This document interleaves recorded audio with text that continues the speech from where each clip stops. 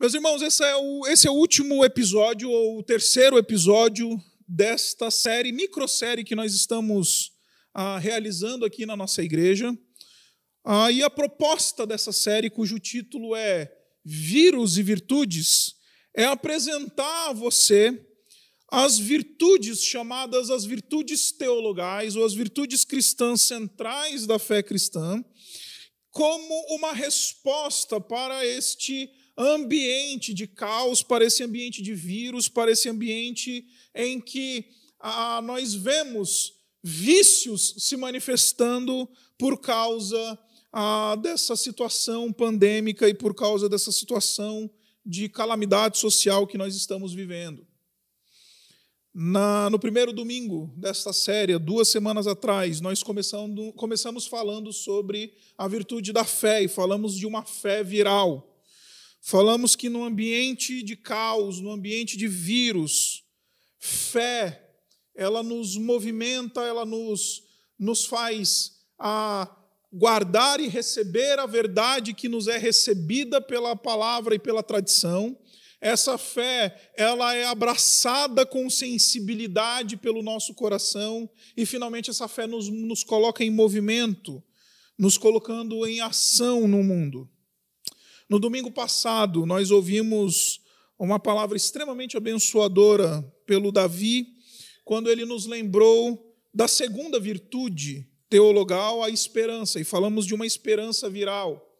Lembramos que é justamente nesse contexto de caos e de pandemia e de coisas acontecendo que são absolutamente inesperadas, é que a virtude da esperança, ela brota, ela surge, aquecendo o nosso coração e nos lembrando que o mal presente não é o fim de todas as coisas, nos lembrando que o mal presente não é o ponto final da nossa história.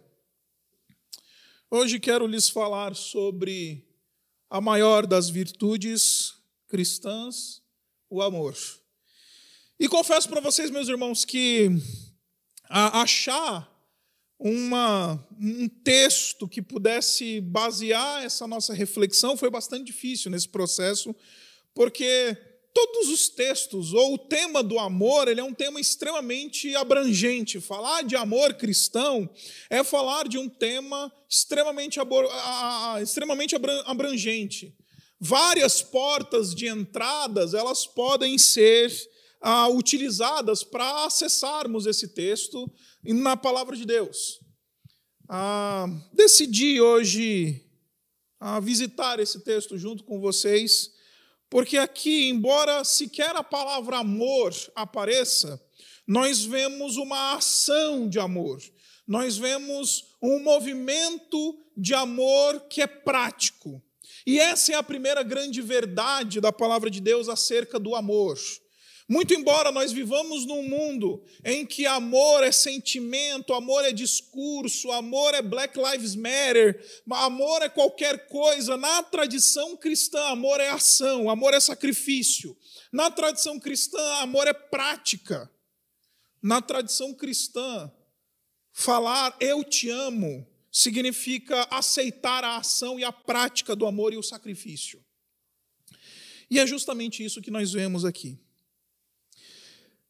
Quando eu olho para esse texto, eu me lembro de uma frase que se tornou célebre num filme, que certamente você deve ter ouvido falar, senão provavelmente você assistiu, que é um filme chamado Troia. E as frases iniciais desse filme, elas são muito interessantes. Elas dizem assim, que os homens, eles são atormentados pela imensidão da eternidade. E então nós perguntamos a nós mesmos, será que outras pessoas vão falar de nós muito tempo depois de nós já termos passado? Será que eles vão se perguntar o quão bravamente lutamos ou o quão visceralmente amamos? E essa frase, ela é a frase que marca a história de um dos personagens principais desse filme, que é o Aquiles, o grande guerreiro Aquiles. Se você conhece ali a história da mitologia grega, você vai descobrir que Aquiles ele era o maior dos guerreiros da Grécia mitológica, e ele era amigo de um homem chamado Ulisses, ou Odisseu, que é o personagem principal dessa epopeia, dessa narrativa que nós conhecemos como a Odisseia, que foi produzida pela pena de Homero. E nessa história, Aquiles ele é um homem que deseja lutar contra os grandes guerreiros, deseja lutar as grandes batalhas. Ele é um homem que deseja fazer coisas extraordinárias, justamente porque ele quer marcar o seu nome na história, justamente porque ele quer deixar as suas impressões digitais na história. E como você sabe, a narrativa do texto da Odisseia apresenta para nós que um cenário de guerra homérica surge ali na Grécia. O príncipe de Esparta, ele seduz a rainha, o príncipe de Troia, seduz a rainha de Esparta, Helena de Troia, mulher de Menelau. E então, por causa desse caso extraconjugal, uma guerra se estabelece ali no mundo mitológico grego.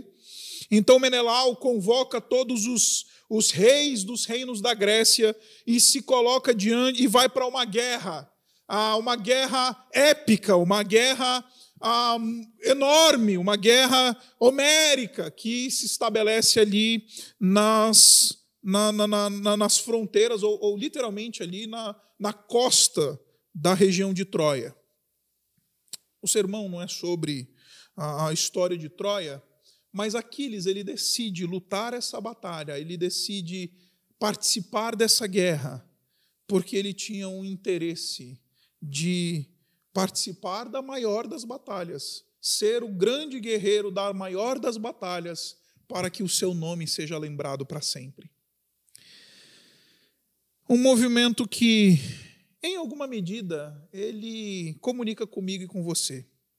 Nesse mundo de mídias digitais, nesse mundo de Facebook, Instagram, a gente não quer deixar a nossa impressão digital na história, muitas vezes, mas a gente quer que alguém eventualmente reconheça a nossa existência, reconheça aquilo que a gente faz, valorize as nossas vitórias e nos recomende mesmo no momento de derrota.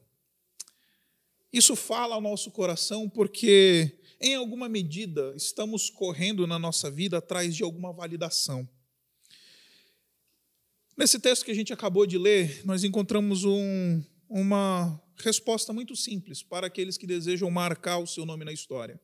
Se você deseja marcar o seu nome na história, se você deseja deixar a sua impressão digital na história, o movimento é um movimento de amor. Aquilo que lhe é exigido é uma ação de amor e de sacrifício. Aqueles que verdadeiramente vão marcar o seu nome na história são aqueles que vão verdadeiramente se sacrificar pelo Senhor Jesus Cristo. Agora, esse texto ele é muito interessante porque ele apresenta várias peculiaridades para nós do Evangelho de Marcos. Eu não sei o quão familiar você está com a narrativa de Marcos, mas o livro de Marcos nada mais é do que uma narrativa ou uma jornada em que o Senhor Jesus Cristo sai de Nazaré e vai até Jerusalém para ser morto e martirizado e cumprir a sua missão como servo, sofredor e servo do Senhor. E nessa jornada, o livro de Marcos ele nos ensina o que significa seguir a Jesus. Ele ensina para a gente o que significa a vida de discipulado e a vida de ser discípulo do Senhor Jesus Cristo. E aqui no capítulo 14, nós chegamos no clímax do livro de Marcos, são os capítulos finais. Como você sabe, o livro de Marcos tem somente 16 capítulos, e nós estamos nos últimos 2 capítulos, 14, 15 e 16. E então, nós temos aqui a tensão surgindo. O clímax está chegando, as cenas finais estão começando a surgir na narrativa do livro de Marcos.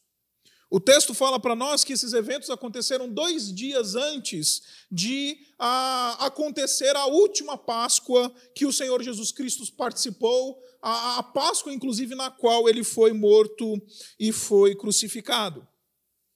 Nesse tempo, nesse movimento, nós temos, então, um contraste muito interessante nesse texto. Nós temos o texto abrindo essa narrativa, dizendo para nós o que estava acontecendo lá em Jerusalém, no templo, entre os líderes de Israel. E o que estava acontecendo lá?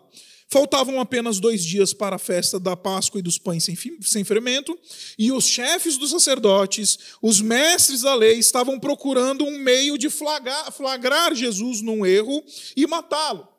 Interessante que aqui você tem uma reunião da cúpula da liderança de Israel, provavelmente no templo de Jerusalém, num ambiente onde as cabeças da nação estão reunidas, e eles estão tramando a morte do Senhor Jesus Cristo. Eles estão tramando a morte do Senhor Jesus Cristo.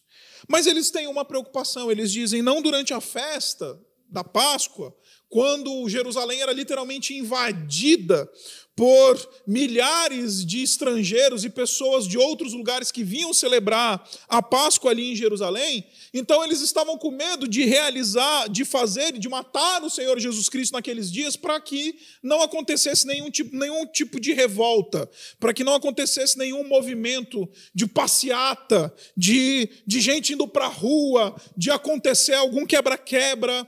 Então eles estão ali no templo, num ambiente da liderança, tramando como matar o Senhor Jesus Cristo. E aí, de repente, Marcos ele diz, corta! E ele muda a cena completamente. Ele sai de Jerusalém, ele sai do templo, ele sai da cúpula, ele sai do ambiente de riqueza e de glória. E aí, então, ele vai para uma cidade pobre, em Betânia, que ficava a mais ou menos 3 quilômetros de distância de Jerusalém, e ele encontra ali o Senhor Jesus Cristo, não somente no ambiente, numa cidade humilde e pobre, mas na casa de um homem conhecido como Simão o leproso. Note esse contraste que Marcos está querendo apresentar para nós. Temos a liderança da nação de Israel, os religiosos, a nossa categoria. Eles estavam na glória, no templo, eles estavam em Jerusalém, tramando a morte do Senhor Jesus Cristo. Enquanto o Senhor Jesus Cristo está num lugar pobre, enquanto o Senhor Jesus Cristo está sentado à mesa com um leproso, pelo menos alguém que era leproso, aparentemente tinha sido curado pelo próprio Senhor Jesus Cristo, mas ainda assim ficou com a fama de ter sido um leproso. E no meio dessa cena, no meio dessa casa, surge essa mulher que não tem nome. Alguns tentam sugerir que pode ter sido Maria por causa do relato de João no capítulo 12, mas provavelmente não é. E essa mulher que não tem nome, que não fala absolutamente nada, ela unge o Senhor Jesus Cristo. Ela entra, quebra um vaso de alabastro, né? Um vaso onde continha aquele nardo, aquele perfume puríssimo, e unge o Senhor Jesus Cristo ali. Essa cena ela é muito, muito especial e muito interessante, meus irmãos, para nós, porque esta mulher, como disse para você, ela vai exemplificar e vai encarnar essa prática de amor. Eu vejo 4 elementos aqui importantes que queria compartilhar com vocês. Esse movimento dessa mulher é um movimento de amor profuso. Note que o texto diz para nós que essa mulher, com um frasco de alabastro, contendo um perfume muito caro, feito de nardo puro, ela quebra o frasco e derrama ele todo, completamente, sobre o Senhor Jesus Cristo. O fato desta mulher quebrar o vaso mostra para nós que ela não tem interesse nenhum em reter nada para ela, ela vai entregar tudo. É algo abundante, generoso, profuso. É algo que ela não se pergunta em guardar sequer uma gota deste perfume. Ela age de uma maneira absolutamente desapegada e irrestrita. Com um golpe naquele vaso, ela derrama completamente o conteúdo daquele vaso. Ela não tem apegos. Ela não tem nada que lhe faça restringida, ou ela não tem nada que faça com que ela possa ponderar duas vezes. Ela simplesmente vem, quebra o vaso e derrama ele todo, completamente, de maneira abundante, generosa e restrita. Uma expressão de amor profusa, uma expressão de amor generosa, uma expressão de amor abundante, uma expressão de amor inequívoca. Ela não tem nenhuma restrição, ela não tem nenhum apego, ela não tem nada que lhe faça reter algo, ela simplesmente entrega, ela simplesmente faz. Por que eu estou falando isso, meus irmãos? Porque quando a gente pensa na nossa realidade da experiência cristã, nós vivemos uma realidade muito, muito medíocre e até um tanto estranha ao Evangelho. Porque nós tendemos a pensar que a nossa vida de adoração ou o nosso amor a Deus, ele é uma parte da nossa vida dentre várias outras partes. Ele é esse nosso amor a Deus, essa nossa caminhada com Cristo, o nosso movimento de adoração, de fé e de amor a Deus, o amarás ao Senhor de todo o teu coração e de toda a tua alma. Esse negócio é um negócio que faz parte da nossa vida, mas é adjacente. É algo que não é total ou que não cobre todas as áreas da nossa vida. A gente se entrega ao Senhor na medida em que a gente consiga ainda segurar alguma coisa para a gente. A gente oferece algo ao Senhor na medida em que isso não nos custe nada, ou na medida que isso não toca o nosso conforto, ou na medida em que isso não afeta a nossa vida. O interessante é que essa mulher, ela não faz conta, ela não faz contabilidade da vida. Ela não fica fazendo, vou oferecer metade, ela dá tudo. A gente é dado a essas contabilidades da vida. A gente deita a cabeça no travesseiro e a gente fica fazendo a contabilidade da vida e fica num espírito mesquinhez, vendo o que a gente vai oferecer ao Senhor ou não. Indivíduos que querem marcar o seu nome num tempo de pandemia e de miséria, eles são aqueles que entregam ao Senhor e se entregam ao Senhor de maneira absolutamente profusa. Mas não somente profusa. O interessante é que o texto fala para nós que é puro. Não é somente de maneira irrestrita, generosa, abundante, mas ela está entregando algo que é puro. Derramou, o texto diz um perfume muito caro feito de nardo puro. Note no versículo 8, quando o Senhor Jesus Cristo, ele rebate esses críticos que essa mulher desperta na sua expressão de adoração, e daqui a pouquinho a gente vai falar sobre isso, o Senhor Jesus Cristo diz assim, ela fez o que pôde. Em outras palavras, essa expressão grega, ela traz a conotação do melhor, ela traz essa conotação do que é puro, daquilo que é bom, daquilo que é belo, daquilo que é o melhor que ela poderia ter feito. Não é somente abundante e extravagante na quantidade, mas é abundante e extravagante na qualidade. Aquilo que ela entrega a Jesus é o melhor que ela pode oferecer. É profuso, é puro, mas também é precioso. O texto diz para nós que este vaso, ele poderia custar 300 denários.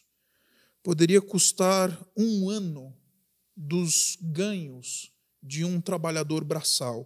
1 denário era a diária de um trabalhador braçal no mundo antigo, no primeiro século. 300 denários era o equivalente aos ganhos de um ano de um trabalhador. A pergunta que eu faço para você é: quanto é que você ganha por ano? Esse é o valor da oferta desta mulher. É precioso, não somente profuso, não somente puro, mas também precioso. E por que eu estou falando isso daqui? Porque, como eu disse para vocês, a gente não está, a gente está acostumado a oferecer ao Senhor depois que a gente comprou a nossa TV de plasma, depois que a gente pagou o nosso carro importado, depois que a gente resolveu as nossas coisas, aí a gente passa para Deus aquilo que sobra, como a gente entrega para um mendigo aquelas moedas no farol e diz assim: toma aqui, meu bom homem, toma aqui para você. E a gente entrega ao Senhor como se a gente fizesse algo em termos de favor, como se a gente fizesse algo em termos de caridade, a gente fizesse algo em termos de uma expressão de bondade, como se Deus ele estivesse necessitando da nossa caridade, como se Deus estivesse necessitando das nossas míseras moedas que sobram depois que a gente pagou o hambúrguer do McDonald's. Não é isso que o texto está falando. O texto está mostrando para nós que esta mulher, ela entrega num movimento de amor e de devoção, ela entrega absolutamente tudo que ela tem, de maneira que é o melhor que ela tem a oferecer e é aquilo que lhe é precioso a ela. No mundo antigo, as mulheres, tudo indica que essa mulher era uma mulher rica, porque carregar um vaso de alabastro cheio de perfume caríssimo e de nardo puro era algo que somente mulheres muito ricas e mulheres de honra da alta corte da sociedade poderiam usufruir. Essa mulher, ela não se importa com o que ela tem ou com o que ela desfruta, ela simplesmente oferece. Meus irmãos, o que eu estou querendo dizer para vocês me lembra, na verdade, isso tudo aqui me lembra uma história muito interessante. Quando eu era criança, como você sabe, nós morávamos lá em Roraima, nós morávamos em Boa Vista, e lá em Boa Vista, nós crescemos muito próximo ali da fronteira, obviamente, com a Venezuela, e por causa dessa facilidade de entrar na Venezuela e depois voar para os Estados Unidos, a nossa família, meu pai, inclusive, frequentemente ele ia para os Estados Unidos participar de congressos e tudo mais. E nessas várias viagens, ele sempre trazia presentes para os filhos. E as minhas irmãs, eu tenho 2 irmãs, elas sempre pediam um presente único do meu pai. Falavam assim: a gente quer Barbie. A ponto de chegar num determinado momento da vida delas, elas terem lá uma coleção de Barbie. Na minha casa tinha as Barbies todas lá, tinha a casa da Barbie, tinha carro da Barbie, tinha tudo da Barbie, tinha o namorado da Barbie, tinha a Barbie andava lá por casa. E de maneira muito interessante, eu tenho 2 irmãs, como eu falei para vocês, uma é um pouquinho mais geniosa e a outra é extremamente generosa. Eu não vou dizer nomes aqui, porque imagino que talvez elas estejam aqui acompanhando na internet, mas num determinado momento da nossa vida ali, enquanto a gente estava vivendo em Boa Vista, nós recebemos na nossa casa um casal de missionários, pastor Rubens Meirelles. Pastor Rubens Meirelles, ele era um pastor que pastoreava uma das congregações da nossa igreja ali em Boa Vista. E então o pastor Rubens Meirelles chegou lá na nossa casa com os seus filhos. E uma das filhas do pastor Rubens Meirelles estava ali com uma bonequinha simples, aquela bonequinha que não é uma Barbie, que não é aquela bonequinha, sabe, chique, etc. E ela começou a brincar com as minhas irmãs ali. Vamos brincar de boneca, coisa que menina faz. E na hora que essa menina, essa filha do pastor Raimundo Meirelles, ela começou a pentear o cabelinho da boneca, o cabelinho todo se soltou.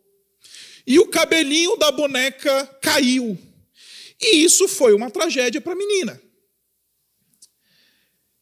Ela começou a chorar, ela ficou triste, porque o cabelinho da boneca caiu e ela começou a reclamar e chorou com o pai, pedia para ele comprar uma outra, e etc. E no meio dessa cena, uma coisa muito interessante, uma das minhas irmãs, que eu não vou dizer qual das duas foi, ela pegou a sua Barbie favorita e entregou para a filha do pastor Raimundo Meirelles. O nome dela era Kelma. Falou, toma, Kelma, toma para você. Ela entregou aquilo que era de mais precioso. Note que a minha irmã, ela não fez isso porque o pai mandou, ela não fez isso porque recebeu a promessa de que iria ganhar uma outra Barbie. Ela pegou aquilo que aquela boneca que era a mais preciosa que ela tinha e entregou e falou, toma, Kelma, fica de presente para você. Essa boneca é sua. Aquilo com eu tinha 7, 8 anos de idade quando testemunhei essa cena. Isso me impactou. Isso marcou a minha vida.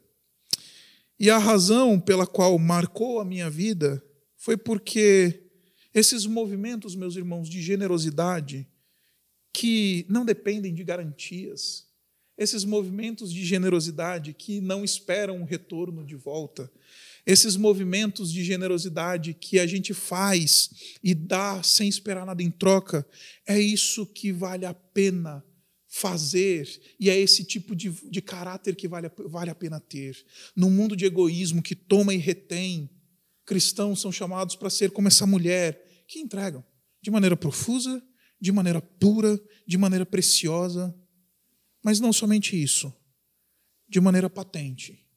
Como disse para você, por causa dessa oferta, essa mulher ela foi profundamente criticada. Profundamente criticada. Ela começa a receber críticas dos próprios discípulos do Senhor Jesus Cristo, que começam a dizer, que coisa horrível que essa mulher está fazendo. A gente podia vender isso por 300 denários e dar esse dinheiro todo aos pobres.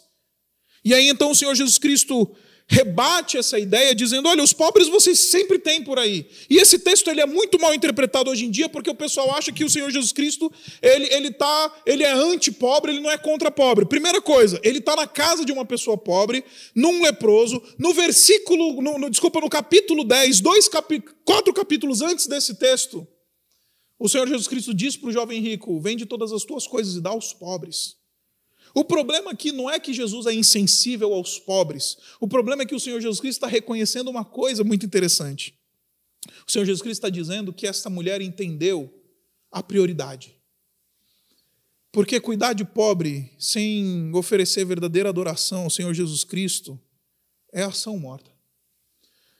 Ou dar esmola, cuidar do pobre, fazer alguma coisa em termos de ação social, sem ter o Senhor Jesus Cristo como prioridade, é uma ação inválida, é uma ação que em si ela não tem razão de ser, porque é o nosso amor a Deus e a nossa oferta ao Senhor Jesus Cristo, é a nossa dependência e relacionamento com o Senhor Jesus Cristo que justifica o nosso movimento de solidariedade e de misericórdia em relação ao mundo. Por isso que o Senhor Jesus Cristo diz, parem de molestar essa mulher, parem de incomodar ela, porque ela é uma mulher que fez aquilo que devia fazer. Eu estou aqui.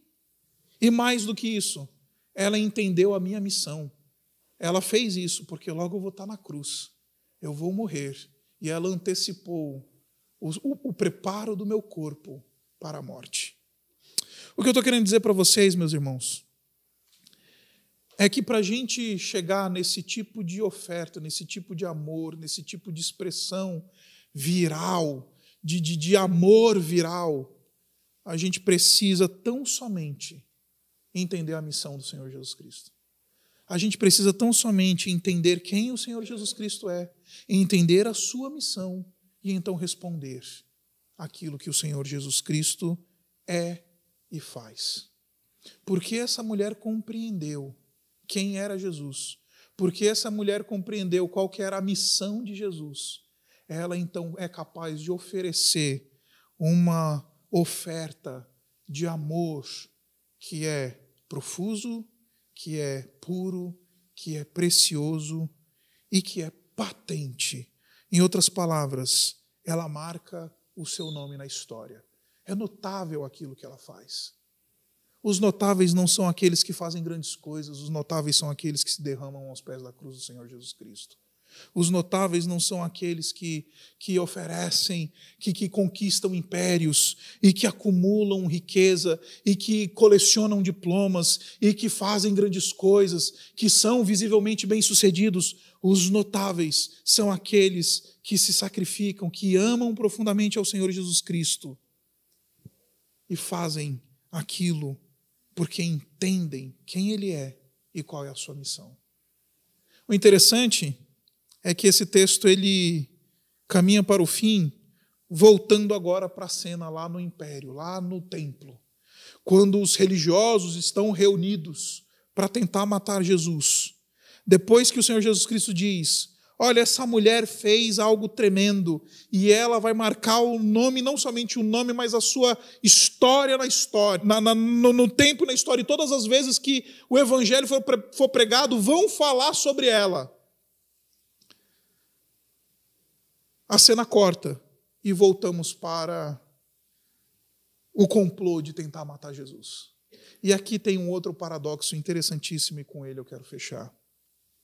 Enquanto uma mulher entrega tudo que ela tem, ela entrega de maneira patente, pura, preciosa, de maneira profusa.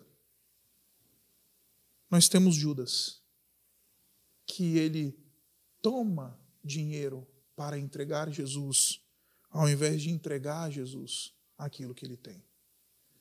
Nós temos Judas aqui justamente fazendo o oposto. E, meus irmãos, eu vim aqui ofender você essa manhã e dizer: nós somos Judas. Porque a gente se aproxima da fé cristã na perspectiva de o que eu tenho para ganhar. Judas, esse paradigma não de adoração e de amor viral, mas esse paradigma de alguém que é interesse e tem interesse somente nas suas próprias coisas. Aquele indivíduo que só está tratando e só está devotando o seu coração naquilo que lhe convém. O texto diz para nós que Judas Iscariotes, então, ele dirigiu-se aos chefes dos sacerdotes a fim de lhes entregar Jesus. Esse verbo que o Marcos usa para narrar essa adoração, narrar essa ação de Judas, ela é muito simples. É um verbinho muito simples, é um verbinho que aparece lá em Efésios, no capítulo 5, a partir do versículo 25, quando diz que o Senhor Jesus Cristo, Ele amou a igreja e se entregou por ela. É esse mesmo verbo que aparece aqui. Judas, ele estava interessado em entregar Jesus para receber de volta. Quando, na verdade, o movimento é Jesus se entrega para que eu e você sejamos povo dele. O que eu quero dizer para vocês, meus irmãos, é que essa mulher, ela oferta, não porque ela é só diferente de Judas, mas é porque ela é semelhante a Jesus. Jesus também, e ele foi aquele que fez a entrega das entregas, amou o amor dos amores, ele que entregou de maneira profusa, absoluta, generosa. A entrega perfeita é a dele. A entrega mais pura é a dele. A entrega mais preciosa é a dele. A entrega mais patente é a dele. E porque ele assim o fez, essa mulher responde em adoração. Você deve estar pensando: pastor, eu entendi tudo o que você disse. A pergunta que se levanta é: o que isso tem a ver com um vírus? O que isso tem a ver com esse momento de caos que nós estamos vivendo? A minha resposta para você, meu irmão e minha irmã, é que é esse tipo de gente que é semelhante a Jesus que vai fazer diferença nesse mundo quebrado por um vírus, que vai fazer diferença nesse mundo que está fraturado por uma pandemia. É este tipo de gente que oferta absolutamente, que oferta aquilo que tem de melhor, que oferta aquilo que é patente e profuso. Esse tipo de gente são aqueles que, nesse ambiente de caos, vão ser conhecidos como os verdadeiros discípulos de Jesus. Porque nesse ambiente de caos, tem gente entregando Jesus para receber algo em troca. Mas tem os verdadeiros discípulos do Senhor Jesus, que estão entregando a Jesus sem interesse nenhum, sem vontade de receber nada em troca, sem falar nada, como não falou nada essa mulher. Simplesmente quebra o jarro e derrama a sua oferta. A pergunta que eu tenho para você, então, ela é muito simples. Nesse ambiente de caos, o que você tem a oferecer a Jesus? Nesse ambiente de vírus, o que você tem a oferecer ao Senhor Jesus, que é profuso, extravagante, abundante, pleno? O que você tem a oferecer a Jesus, que é puro, o melhor? O que você tem a oferecer a Jesus, que eventualmente é precioso a você? E o que você tem a oferecer ao Senhor Jesus, que é digno de ser notado? Indivíduos que amam dessa maneira, indivíduos que se sacrificam dessa maneira, indivíduos que adoram desta maneira, são aqueles que Deus usa como remédio e agentes de redenção num mundo acabado por um vírus. Chegamos à marca de 50 mil mortos. O que você tem a fazer em relação a isso? O que você tem a entregar ao Senhor Jesus Cristo, que vai amenizar essa situação? Abaixe sua cabeça. Eu quero orar com você. Pai, obrigado por esse testemunho dessa mulher. Obrigado porque o Senhor Jesus Cristo, Ele é o verdadeiro modelo de entrega. Obrigado porque, ao se encontrar com Jesus, essa mulher entendeu quem Ele é, qual a sua missão. E, Pai, não permita que sejamos como Judas, que se aproximam de Jesus tão somente por razões espúrias e por interesses obscuros. Ajuda-nos a ser como essa mulher, que olhando para Ti entendeu o que deve fazer no ambiente do caos. Não permita que nossas ofertas sejam tomadas por mesquinharia. Não permita que a nossa vida e devoção seja abatida por interesses espúrios. Coloque em nós, ó Pai, um coração dessa mulher que deseja oferecer sem reter nada, que deseja se doar no seu melhor, o que tem de mais precioso, sem esperar nada em troca, sem qualquer interesse que não seja o interesse de agradar a Ti e abençoar pessoas. Coloque em nós, ó Pai, essa disposição, porque é este amor que vai ser usado nas Tuas mãos para tratar um mundo acabado numa pandemia. Nos lembra que o Senhor quer usar aqueles que amam. O Senhor quer usar aqueles que estão dispostos a entregar. Nos lembra que os verdadeiros discípulos do Senhor Jesus Cristo, eles servem e não são servidos. Eles morrem para que outros vivam. Eles se doam e se doam até o fim, porque assim fez o nosso Mestre Jesus. Nós oramos assim no nome do Senhor Jesus. Amém.